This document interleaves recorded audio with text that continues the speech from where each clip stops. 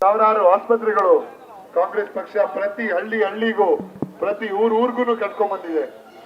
ಬಿಜೆಪಿದವರು ಕೇಳ್ತಾರೆ ಕಾಂಗ್ರೆಸ್ ಪಕ್ಷ ಏನ್ ಮಾಡಿದೆ ಅಂತ. ನಾವು ಕಟ್ಟಿರೋದನ್ನೆಲ್ಲ ಮಾರ್ಕೊಂಡು ಬರ್ತಾ ಇದ್ದಾರೆ. ಅದು ಬಿಜೆಪಿ ಮಾಡ್ತಾ ಇರೋದು. ನಿಮ್ಗೆಲ್ಲ ಗೊತ್ತಿರುವ ಹಾಗೆ ನಮ್ಮ ಕಾಂಗ್ರೆಸ್ ಪಕ್ಷ ಯುವಕರ ರಕ್ಷಣೆಗಾಗಿ ಇರುವಂತ ಪಕ್ಷ. ನರೇಂದ್ರ ಮೋದಿರವರು ವರ್ಷಕ್ಕೆ 2 ಕೋಟಿ ಉದ್ಯೋಗ ಕೊಡಿಸ್ತೀನಿ ಅಂತ ಸುಳ್ಳುಗಳು ಹೇಳಿ 2014ರಲ್ಲಿ ಅವರು ಸತ್ತಾಕೆ ಬಂದಿದ್ದಾರೆ. ಗವರ್ಮೆಂಟ್ ಫಾರ್ಮ್ ಮಾಡಿದ ಮೇಲೆ 10 ವರ್ಷ ಆಗಿದೆ. 20 ವರ್ಷ ಕೆಲ್ಸಗಳು ಬಿಡಿ, ಈಗ 10 ವರ್ಷದಲ್ಲಿ 10 ಲಕ್ಷ ಕೆಲ್ಸಗಳು ಕೊಡ್ತಾ ತಾಕತ್ತು ನಮ್ಮ ಬಿಜೆಪಿ ಸರ್ಕಾರಕ್ಕೆ ಇರ್ಲಿಲ್ಲ.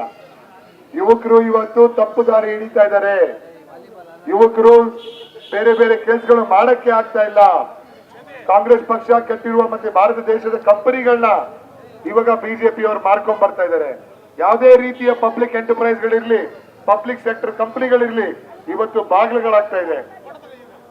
ಅಣ್ಣ ಬಂದಣ್ಣ ಬನ್ನಿ.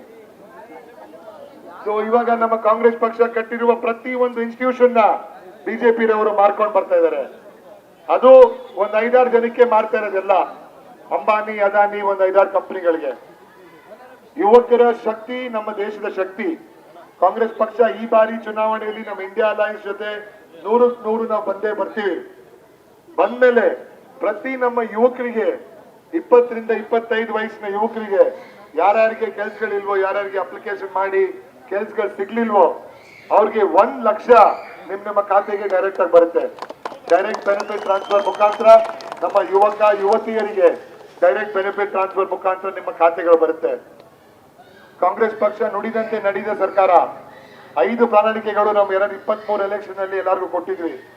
ಇವತ್ತು ಸಿದ್ದರಾಮಯ್ಯ ಸಾಹೇಬ್ರ ಸರ್ಕಾರ, ಡಿ ಕೆ ಶಿವಕುಮಾರ್ ಸಾಹೇಬ್ರ ಸರ್ಕಾರ ಪ್ರತಿ ಪ್ರಣಾಳಿಕೆಯನ್ನು ನಿಮ್ಗೆಲ್ಲ ತಲುಪಿಸುವ ಕೆಲಸ ಆಗ್ತಾ ಇದೆ. ಇಡೀ ರಾಜ್ಯದಲ್ಲ, ದೇಶದಲ್ಲ, ಇಡೀ ಜಗತ್ತಿನಲ್ಲಿ ಇಂಥ ಒಂದು ಡೈರೆಕ್ಟ್ ಬೆನಿಫಿಟ್ ಟ್ರಾನ್ಸ್ಫರ್ ಯಾವುದೇ ಕ್ಷೇತ್ರದಿಂದ ಯಾವುದೇ ದೇಶದಲ್ಲಿನೂ ಇಂಥ ಒಂದು ಅನುಕೂಲ ಆಗ್ತಾ ಇಲ್ಲ ಜನರಿಗೆ. ಇದು ನಮ್ಮ ಕಾಂಗ್ರೆಸ್ ಪಕ್ಷ, ಸಿದ್ದರಾಮಯ್ಯ ಸಾಹೇಬ್ರ, ಡಿ ಕೆ ಶಿವಕುಮಾರ್ ಸಾಹೇಬ್ರ ಒಂದು ಸಾಧನೆ.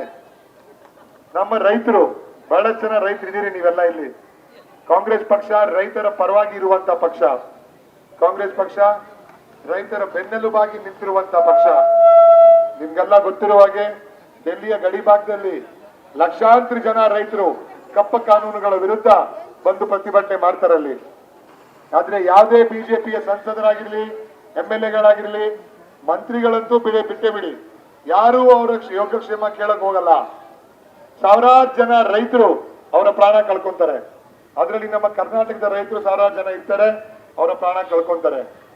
ನಮ್ಮ ರೈತರನ್ನ ರಸ್ತೆಯಲ್ಲಿ ತಂದು ನಿಲ್ಸಿದ್ದಾರೆ ಬಿಜೆಪಿ ಸರ್ಕಾರದವರು. ರೈತರ ಪ್ರತಿ ಒಂದು ಪದಾರ್ಥದ ಮೇಲೆ GST ಬೇರೆ ಹಾಕಿದ್ದಾರೆ. ಗೊಬ್ಬರದ ಮೇಲೆ ಇರ್ಬೋದು, ಅವ್ರ ಪೆಸ್ಟಿಸೈಡ್, ಇನ್ಸೆಕ್ಟಿಸೈಡ್ ಎಲ್ಲಾದ್ರ ಮೇಲೆ GST ಹಾಕಿ ರೈತರ ಹೊಟ್ಟೆ ಮೇಲೆ ಹೊಡಿತಾ ಇದ್ದಾರೆ ಇವತ್ತು. ಅದಕ್ಕೆ ನಮ್ಮ ಕಾಂಗ್ರೆಸ್ ಸರ್ಕಾರ ಈ ಸಲ ಅಧಿಕಾರಕ್ಕೆ ಬರುತ್ತೆ. ಅಧಿಕಾರಕ್ಕೆ ಬಂದ್ಮೇಲೆ ನಮ್ಮ ರೈತ ಅನ್ನದಾತರ ಪ್ರತಿ ಒಂದು ಸಾಲ ಕಾಂಗ್ರೆಸ್ ಸರ್ಕಾರ ಮನ್ನಾ ಮಾಡ್ತೀವಿ. ಕಳೆದ ಬಾರಿ ಮನಮೋಹನ್ ಸಿಂಗ್ ರವರ ಸರ್ಕಾರ 72,000 ಕೋಟಿ ರೈತರ ಸಾಲ ಮನ್ನಾ ಮಾಡಿತ್ತು.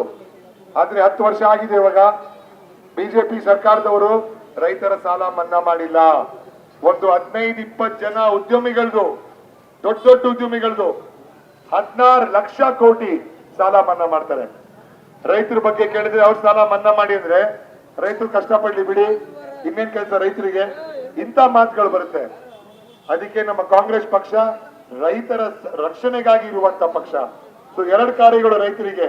ಒಂದು, ನಮ್ಮ ರೈತರ ಮೇಲೆ ಹಾಕಿರೋ ಪ್ರತಿ ಒಂದು GST ನಾವು ರದ್ದು ಮಾಡ್ತೀವಿ. ರೈತರ ಯಾವುದೇ ಪದಾರ್ಥದ ಮೇಲೆ ಯಾವುದೇ ಒಂದು ರೀತಿಯ GST ಇರಲ್ಲ. ಇದು ನಮ್ಮ ರೈತರಿಗೆ ಕೊಡುವಂತ ಶಕ್ತಿ ನಾವು.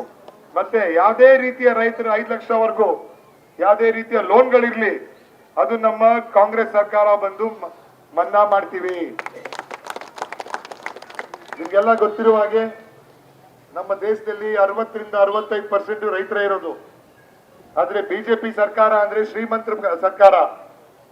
ನಮ್ಮ ಪ್ರತಿಯೊಂದು ಕ್ಷೇತ್ರದಲ್ಲಿ ಇವತ್ತು ಈ ಒಂದು ಕ್ಷೇತ್ರದಲ್ಲಿ ನೋಡಿ, ನಮ್ಮ ಸಾಹೇಬ್ರೆ ಇಲ್ಲಿ ಶಾಸಕರಾಗಿದ್ದಾಗ UGDಗಳು ಎಲ್ಲ ಮಾಡಿದ್ದು ಸಾಹೇಬ್ರೆ. ಅವಾಗ ಅವತ್ತಿಂದ ಇವತ್ತವರೆಗೂ ಯಾವುದೇ ರೀತಿಯ ಬೆಳವಣಿಗೆ ಆಗಿಲ್ಲ ಇಲ್ಲಿ.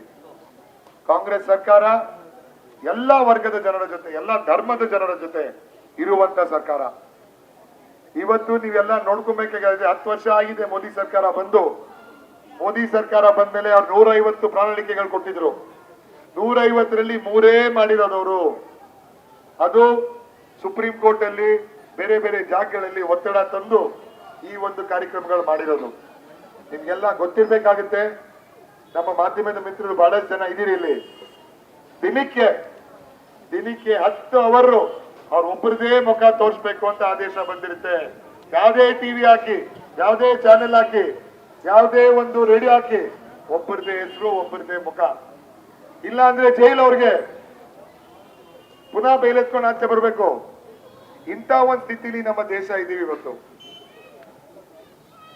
ನಿಮ್ಮ ಒಂದು ಧ್ವನಿ ಸೋಷಿಯಲ್ ಮೀಡಿಯಾ ಮುಖಾಂತರ, ನಿಮ್ಮ ಧ್ವನಿ ನಿಮ್ಮ ಫೇಸ್ಬುಕ್, ಇನ್ಸ್ಟಾಗ್ರಾಮ್ ಇದರ ಮುಖಾಂತರ, ವಾಟ್ಸಾಪಿನ ಮುಖಾಂತರ ನಮ್ಮ ಕಾಂಗ್ರೆಸ್ ಪಕ್ಷಕ್ಕೆ, ನಮ್ಮ ದೇಶಕ್ಕೆ ನೀವುಗಳೇ ಶಕ್ತಿ ತುಂಬಬೇಕು. ಇವಾಗ ನೀವೆಲ್ಲ ನೋಡಿರ್ತೀರಿ, ವಿಶ್ವಗುರು ಅಂತ ಹೇಳ್ತಾರೆ. ಆದ್ರೆ ಯಾವುದೇ ನಮ್ಮ ಗಡಿ ಭಾಗದಲ್ಲಿರುವ ಯಾವುದೇ ದೇಶಗಳು ನಮ್ಮ ಜೊತೆ ಇಲ್ಲ ಇವತ್ತು. ಚೈನಾ ನಮ್ಮ ದೇಶದ 7,000 ಸ್ಕ್ವೇರ್ ಕಿಲೋಮೀಟರ್ ಜಾಗ ಒತ್ತಡ ಮಾಡ್ಕೊಂಡಿದೆ. ಅದ್ರ ಬಗ್ಗೆ ಯಾವುದೇ ಮೀಡಿಯಾ ಮಾತಾಡಲ್ಲ. ನಮ್ಮ ಮಾಧ್ಯಮ ಮಿತ್ರರಿಗೂ ಅರ್ಥ ಆಗುತ್ತಿದ್ದು, ಅವ್ರ ಮೇಲಿರುವ ಒತ್ತಡ ಅದು ನಮ್ಗೆ ಅರ್ಥ ಆಗುತ್ತೆ. ಕುತ್ಕೊಳ್ಳಿರೋ ಸಿಟ್ಟಿಂಗ್ ಚೀಫ್ ಮಿನಿಸ್ಟರ್ನ, ಇಬ್ರು ಸಿಟ್ಟಿಂಗ್ ಚೀಫ್ ಮಿನಿಸ್ಟರ್ಗಳನ್ನ ಅರೆಸ್ಟ್ ಮಾಡಬೇಕು ಅಂದ್ರೆ ನಿಮ್ಗೆ ನಮ್ಗೆ ಯಾವ ಲೆಕ್ಕ? ಮತ್ತೆ Jharkhand chief minister, Delhi chief minister ಯಾವುದೇ ರೀತಿಯ ಎವಿಡೆನ್ಸ್ ಇಲ್ದಿರಾ ಅವ್ರಗಳನ್ನ ಅರೆಸ್ಟ್ ಮಾಡ್ತಾರೆ. ಇದು ನಿಮ್ಗೆಲ್ಲ ಗೊತ್ತಿರ್ಬೇಕಾಗುತ್ತೆ. ಯಾಕಂದ್ರೆ ಕಾಂಗ್ರೆಸ್ ಪಕ್ಷ ಇಂಥ ಕಾರ್ಯಕ್ರಮಗಳಾಗಿದ್ರೆ ಈ ಒಂದು ವ್ಯವಸ್ಥೆ ಏನಿದೆ, ಡೆಮೊಕ್ರಾಟಿಕ್ ಸೆಟಪ್ ಏನಿದೆ ನಮ್ಮ ದೇಶದಲ್ಲಿ ಇವತ್ತವರೆಗೂ ಇರ್ತಿರ್ಲಿಲ್ಲ. ನಮ್ ಕೈಯಲ್ಲಿ ಇಡೀ ಐಟಿ ಕೊಡಿ, 6 ತಿಂಗಳಲ್ಲಿ ಇಡೀ ದೇಶವನ್ನ ಕಂಟ್ರೋಲ್ ಮಾಡಿ ಇಲ್ಲ ಶಾಸಕರು ಎಂಪಿಗಳನ್ನ ತರ್ತೀವಿ. ಅದನ್ನೇ ಮಾಡ್ತಾ ಇರೋದು. ಜೈಲು ಇಲ್ಲ ಬಿಜೆಪಿಗೆ ಸೇರ್ಕೊಳ್ಳಾಗೆ ಇದು ಕಾರ್ಯಕ್ರಮಗಳು ಈ ದೇಶದಲ್ಲಿ ಆಗ್ತಾ ಇದೆ. ಆದ್ರೆ ಇವತ್ತು ಜನ ಎಚ್ಚರಿಕೆ ಆಗಿದ್ದಾರೆ. ನಮ್ಮ ಗಡಿ ಭಾಗದ ಪ್ರತಿಯೊಂದು ಕರ್ನಾಟಕ ರೂರಲ್ ಇರ್ಬೋದು, ರಾಜಸ್ಥಾನ, ಮಧ್ಯಪ್ರದೇಶ ಎಲ್ಲ ಕಡೆ ನಮ್ಮ ರೈತರ ಪರ ಇರುವಂತ ಪಕ್ಷ ಕಾಂಗ್ರೆಸ್ ಪಕ್ಷ ಅಂತ ಜನರಿಗೆ ಗೊತ್ತಾಗಿದೆ, ಜನರಿಗೆ ತಿಳುವಳಿಕೆ ಆಗಿದೆ. ಇಷ್ಟು ವರ್ಷ 10 ವರ್ಷ ಆಗಿದೆ. ಇವಾಗ ಯಾವುದೇ ರೀತಿಯ ಜನಪರ ಕಾರ್ಯಗಳು ಬಿಜೆಪಿ ಪಕ್ಷದಿಂದ ಆಗಿಲ್ಲ.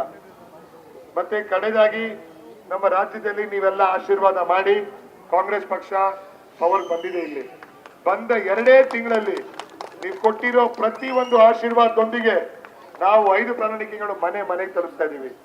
ಇವತ್ತು 5.5 ಕೋಟಿ ಜನರಿಗೆ ಕಾಂಗ್ರೆಸ್ ಪಕ್ಷದ ಬೆನಿಫಿಟ್ಗಳಾಗ್ತಾ ಇದೆ. ಯಾಕೆ ಬೆನಿಫಿಟ್ಗಳಾಗಬೇಕು ನಿಮ್ಗೆ ಅರ್ಥ ಆಗ್ಬೇಕು. ಯಾಕಂದ್ರೆ ಕೋವಿಡ್ ಸಮಯದಲ್ಲಿ ಲಕ್ಷಾಂತರ ಜನ ಪ್ರಾಣ ಕಳ್ಕೊಂಡ್ರು. 5,000 ಜನ ಸತ್ತಿರೋ ಸಮಯದಲ್ಲಿ 50 ಜನ ಅಂತಾರೆ. ಎಲ್ಲ ಹಗರಣಗಳು, ಎಲ್ಲ ಮಾಸ್ಕಿನ ಹಗರಣ, ಬೆಡ್ಡಿನ ಹಗರಣ, ಅಂತ ಸಮಯದಲ್ಲೂ ದುಡ್ಡು ಮಾಡ್ತಾರೆ. ಅಂದ್ರೆ ಇಂಥ ಪಕ್ಷ ನಮಗ್ ಬೇಕಾ? ಇಂಥ ಪಕ್ಷ ನಿಮ್ಗೆಲ್ಲ ಯಾವ್ದು ಬೇಕಾ? ಎಲ್ಲರಿಗೂ ಗೊತ್ತು, ಆಕ್ಸಿಜನ್ ಸಮಯದಲ್ಲಿ ಹಾಸ್ಪಿಟಲ್ಗಳಲ್ಲಿ ಎಲ್ಲರಿಗೂ ತೇಜಸ್ವಿ ಸೂರ್ಯ ಅಂತವ್ರು ನೀವು ನೋಡಿರ್ತೀರಿ, ಬುಕ್ಕಿಂಗು ಬೆಡ್ಗಳನ್ನ ಮಾಡಿ ಬುಕ್ಕಿಂಗ್ ಮಾಡ್ಬಿಡ್ತಾರೆ. ಪೇಷಂಟ್ ಇರ್ತಾರೋ ಇಲ್ವೋ ಎಲ್ಲ ಹಾಸ್ಪಿಟಲ್ಗಳಲ್ಲಿ. ಚಿಕ್ಕಬಳ್ಳಾಪುರ ಎಲೆಕ್ಷನ್ ರಿಸಲ್ಟ್ ನಂತರ, ಚಿಕ್ಕಬಳ್ಳಾಪುರ ಎಲೆಕ್ಷನ್ ನಂತರ ರಾಜ್ಯದ ಪ್ರತಿ ಒಬ್ರು ಡಾಕ್ಟರು, ನರ್ಸು ಸೆಲೆಬ್ರೇಟ್ ಮಾಡಿದ್ರು ಚಿಕ್ಕಬಳ್ಳಾಪುರ ರಿಸಲ್ಟ್ ನೋಡ್ಕೊಂಡು. ಇಂಥ ಜನ ನಮ್ಮ ಕಾಂಗ್ರೆಸ್ ಪಕ್ಷ ವಿರುದ್ಧ ಇವಾಗ ನಿಂತಿದ್ದಾರೆ. ನಿಮ್ಗೆಲ್ಲ ಎಚ್ಚರಿಕೆಯಿಂದ ತಿಳಿಬೇಕಾಗುತ್ತೆ. ನಮ್ಮ ಮಹಿಳೆಯರಿಗೆ ಕಾಂಗ್ರೆಸ್ ಪಕ್ಷದಿಂದ ಇವಾಗ 2,000 ಬರ್ತಾ ಇದೆ. 2,000 ಬರ್ತಾ ಇದೆ ತಾಯಿ. ಯಾರ್ಯಾರಿಗೆ ಬರ್ತಾ ಇದೆ? ನಮ್ಮ ರಾಜ್ಯದಲ್ಲಿ ಇವತ್ತು 2.5 ಕೋಟಿ ಮಹಿಳೆಯರಿಗೆ ಈ ಡೈರೆಕ್ಟ್ ಬೆನಿಫಿಟ್ ಟ್ರಾನ್ಸ್ಫರ್ ಬರ್ತಾ ಇದೆ.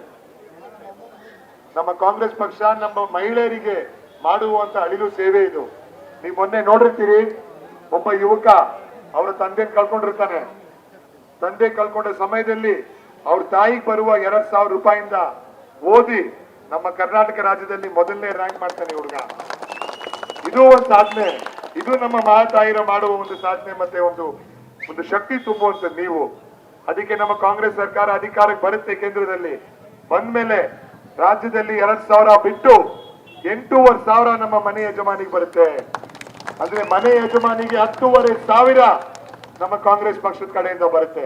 ಇದು ನೀವೆಲ್ಲ ಸ್ಕೂಲ್ಗಳಿಗೆ, ಕಾಲೇಜ್ಗಳಿಗೆ, ಆಸ್ಪತ್ರೆಗಳಿಗೆ, ನಿಮ್ಮ ತಂದೆ ತಾಯಿಗೆ, ಮಕ್ಕಳಿಗೆ, ಮಕ್ಕಳ ಭವಿಷ್ಯಕ್ಕಾಗಿ ಈ ದುಡ್ಡನ್ನ ನೀವು ರೆಡಿ ಮಾಡ್ಕೊಬಹುದು, ಇದು ಉಪಯೋಗಿಸ್ಕೊಬಹುದು. ಕಾಂಗ್ರೆಸ್ ಪಕ್ಷ ನಿಮ್ಗೆ ಇವೆಲ್ಲ ಗೊತ್ತಿದೆ. ಅಡುಗೆ ಮನೆ ಬೆಲೆ, ದಾಲ್ ಬೆಲೆ, ಎಣ್ಣೆ ಬೆಲೆ, ಗ್ಯಾಸ್ ಬೆಲೆ, ಪೆಟ್ರೋಲ್ ಬೆಲೆ 55 ರೂಪಾಯಿ ಇದ್ದಿದ್ದು ಪೆಟ್ರೋಲ್ ಇವಾಗ 110 ರೂಪಾಯಿ ಆಗಿದೆ. 60 ರೂಪಾಯಿ ಇದ್ದಿದ್ದು ಪೆಟ್ರೋಲ್. ಡೀಸೆಲ್ ಬೆಲೆ ಕೇಳಲೇಬೇಡಿ. ಗ್ಯಾಸ್ ಬೆಲೆ 400 ರೂಪಾಯಿಂದ 1200 ರೂಪಾಯಿ ಆಗಿದೆ ಈಗ. ಇದನ್ನೆಲ್ಲ ದಯವಿಟ್ಟು ತಿಳ್ಕೊಬೇಕು. ಬರೀ ಟಿವಿ ನೋಡ್ಕೊಂಡು ಟಿವಿನಲ್ಲಿ ಬರೋದೆಲ್ಲ ನಿಜ ಅಂತ ನಂಬೇಡಿ. ಯಾಕಂದ್ರೆ ಸ್ವಲ್ಪ ಇಂಟರ್ನೆಟ್ ಎಲ್ಲ, ಇವಾಗ ಇಂಟರ್ನೆಟ್ ಎಲ್ಲರ ಕೈಲಿ ಬಂದಿದೆ. ಇಂಟರ್ನೆಟ್ ಮುಖಾಂತರ ಸ್ವಲ್ಪ ಅದು ಸಮಯ ನೋಡಿ, ಸ್ವಲ್ಪ ರಿಸರ್ಚ್ ಮಾಡ್ಕೊಳ್ಳಿ. ಇವಾಗ ಕಾಂಗ್ರೆಸ್ ಸರ್ಕಾರ 2013ರಲ್ಲಿ ಭಾರತ ದೇಶ 3ನೇ ಪೊಸಿಷನ್ ಅಲ್ಲಿ ಇತ್ತು. 10 ವರ್ಷನೂ ಆಗಿದೆ, ಆದ್ರೂ ಅಲ್ಲೇ ಇದೆ. ಆದ್ರೆ ಇವಾಗ ಏನ್ ಹೇಳ್ತಾರೆ ಅವರು, ನಾವು 3ಕ್ಕೆ ತಂದಿದೀವಿ ಅಂತಾರೆ. ಈ ಎಲ್ಲ ಸುಳ್ಳು ಭರವಸೆಗಳು, ಸುಳ್ಳು ಹೇಳ್ಕೊಂಡು ಅವರ ಒಂದು ಜನರ ಮೋಸ ಮಾಡುವಂತ ಕೆಲಸಗಳು ಇವತ್ತು ಆಗ್ತಾ ಇದೆ. ಇವತ್ತು ಮಹಿಳೆಯರ ವಿರುದ್ಧ ಆಗ್ತಾ ಇರುವ ಕ್ರೈಮ್ ರೇಟ್ ಡಬಲ್ ಆಗಿದೆ. ಇವಾಗ ಈ ದೇಶದಲ್ಲಿ ದುಪ್ಪಟ್ಟಾಗಿದೆ. ಯಾಕಂದ್ರೆ ಯುವಕರು ಎಲ್ಲ ಡೈರೆಕ್ಟ್ ರಿಲೇಷನ್ ಆಗಿರುತ್ತೆ. ಎಲ್ಲಿ ಅನ್ಎಂಪ್ಲಾಯ್ಮೆಂಟ್ ಜಾಸ್ತಿ ಆಗುತ್ತೆ, ಅಲ್ಲಿ ಕ್ರೈಮ್ ರೇಟ್ ಜಾಸ್ತಿ ಹಾಕೊಂಡೇ ಬರುತ್ತೆ. ಅದಕ್ಕೆ ದಯವಿಟ್ಟು ಈ ಮುಂಬರುವ ಚುನಾವಣೆಗಳಲ್ಲಿ ಬಹಳಷ್ಟು ನಮ್ಮ ಜನ ಇವತ್ತು ಬಿಸಿಲಲ್ಲಿ ಇದೀರಿ. ಇಲ್ಲಿ ಇನ್ನೂ ಜಾಸ್ತಿ ಸಮಯ ಎತ್ಕೊಳ್ಳಲ್ಲ ನಿಮ್ದು. ಮುಂಬರುವ ಚುನಾವಣೆಗಳಲ್ಲಿ ಕಾಂಗ್ರೆಸ್ ಪಕ್ಷಕ್ಕೆ ನೀವೆಲ್ಲ ಶಕ್ತಿ ತುಂಬಬೇಕು. ಶಕ್ತಿ ತುಂಬಿದಾಗ ನಮ್ಮ ರಾಜ್ಯಕ್ಕೆ, ನಮ್ಮ ದೇಶಕ್ಕೆ ಮಾಡಿರುವಂತ ಕೆಲಸಗಳು ಇನ್ನು ನಿಮ್ಮ ಮುಂದೆ ಬರುತ್ತೆ. ಒಳಚರಂಡಿಗಳ ಬಹಳಷ್ಟು ಉದ್ಘಾಟನೆಗಳು, ಕಾರ್ಯಕ್ರಮಗಳು ನಮ್ಮ ಕಾಂಗ್ರೆಸ್ ಪಕ್ಷದ ವತಿಯಿಂದ ಎಲ್ಲ ಜನರಿಗೆ ಆಗುತ್ತೆ. ಮುಂಬರುವ ಚುನಾವಣೆಗಳಲ್ಲಿ ರಕ್ಷಾರಾಮಯ್ಯ ಇಲ್ಲಿ ಅಭ್ಯರ್ಥಿ ಅಲ್ಲ. ನೀವು ಯುವಕರು, ನೀವು ಮಹಿಳೆಯರು, ಯುವತಿಯರು, ನೀವೇ ರಕ್ಷಾರಾಮಯ್ಯ, ನೀವೇ ಸಿದ್ದರಾಮಣ್ಣ, ನೀವೇ ನಮ್ಮ ಡಿ.ಕೆ. ಶಿವಕುಮಾರಣ್ಣ. ಮುಂಬರುವ ದಿನಗಳಲ್ಲಿ ಕಾಂಗ್ರೆಸ್ ಪಕ್ಷದ ಒಂದು ಅವಕಾಶ ನೀವು ಈ ಸಲ ಮಾಡಿಸ್ಕೊಡಿ. ಇಲ್ಲಿ ಅವಕಾಶ ಮಾಡಿಕೊಟ್ಟು ನಿಮ್ಮ ಆಶೀರ್ವಾದ ನಮ್ಮ ಸದಾ ಇರ್ಲಿ, ನಮ್ಮ ಕಾಂಗ್ರೆಸ್ ಪಕ್ಷದ ಮೇಲೆ ಇರ್ಲಿ. ನಮ್ಮ ಮೇಲೆ ಕ್ರಮ ಸಂಖ್ಯೆ 3 ಹಸ್ತದ ಗುರುತು, ಕ್ರಮ ಸಂಖ್ಯೆ ಹಸ್ತದ ಗುರುತು. ಕಾಂಗ್ರೆಸ್ ಪಕ್ಷ ಎಲ್ಲಾ ವರ್ಗದ ಜನರ ಜೊತೆ, ಧರ್ಮನ ಇಟ್ಕೊಂಡು ನಾವು ಮಾಡ್ತಾನೆ ರಾಜಕೀಯ. ಇಲ್ಲಿ ಧರ್ಮ ಇವತ್ತಲ್ಲ, ಸಾವಿರಾರು ವರ್ಷಗಳಿಂದ ಇದೇ ಧರ್ಮದ ಯುದ್ಧ ನಡೀತಾ ಇದೆ, ಇನ್ನೂ ಮುಂದೆ ನಡೀತದೆ. ಆದ್ರೆ ನಮ್ಮ ದೇಶದ ಅಭಿವೃದ್ಧಿ ನಮಗೆ ಇಂಪಾರ್ಟೆಂಟ್ ಆಗಿದೆ. ನಮ್ಮ ದೇಶ ಜನರು ಅದು ಮೊದಲನೇದಾಗಿ ಬರಬೇಕು. ನಮ್ಮ ದೇಶ ಇವತ್ತು ಪಾವರ್ಟಿ ಇಂಡೆಕ್ಸ್ ಅಲ್ಲಿ ಅತಿ ಕೆಳಗಡೆ ಹೋಗಿದೆ. ಅದೇ ಯಾವುದೇ ಟಿವಿ ತೋರಿಸಲ್ಲ. ಇದು ಬಡವರೇ ಇದ್ದಾರೆ, ಶ್ರೀಮಂತರು ಬರೀ 5% ಶ್ರೀಮಂತರು ದೇಶದ 90% ಆಸ್ತಿ ಇಟ್ಕೊಂಡಿದ್ದಾರೆ. 90%. ಇದು ಬಿಜೆಪಿ ಅವ್ರು ಮಾಡೋ ಕೆಲಸ. ಬಿಜೆಪಿ ಅಂದ್ರೆ ಶ್ರೀಮಂತರ ಪಕ್ಷ. ಕಾಂಗ್ರೆಸ್ ಅಂದ್ರೆ ಎಲ್ಲಾ ವರ್ಗದ ಜನರ ಜೊತೆ ಇರೋರು, ಎಲ್ಲಾ ಜಾತಿಯ ಜನರ ಜೊತೆ ಇರೋರು. ಬಹಳಷ್ಟು ಸಮಯ ಎತ್ಕೊಳ್ತೀರಾ. ನಿಮ್ಮೆಲ್ಲರ ಆಶೀರ್ವಾದ ನಮ್ಮ ಮೇಲೆ ಇರ್ಲಿ, ನಿಮ್ಮೆಲ್ಲರ ನಿರಂತರವಾದ ಸೇವೆಗೆ ನಮ್ಮ ಮೇಲೆ ಇರ್ಲಿ. ಒಂದು ಅವಕಾಶ ಕೊಟ್ಟು ನಿಮ್ ಜೊತೆ ನಿಮ್ಮ ಸದಾ ನಿಮ್ಮ ಕೆಲಸಗಳಿಗೆ ನಾವು ಇರ್ತೀವಿ ಅಂತ ಹೇಳಿ ನಾನು 2 ಮಾತನ್ನು ಮುಗಿಸ್ಕೊಡ್ತೀನಿ. ಜೈ ಹಿಂದ್, ಜೈ ಕರ್ನಾಟಕ ಮಾತೆ, ಜೈ ಕಾಂಗ್ರೆಸ್ ಪಾರ್ಟಿ.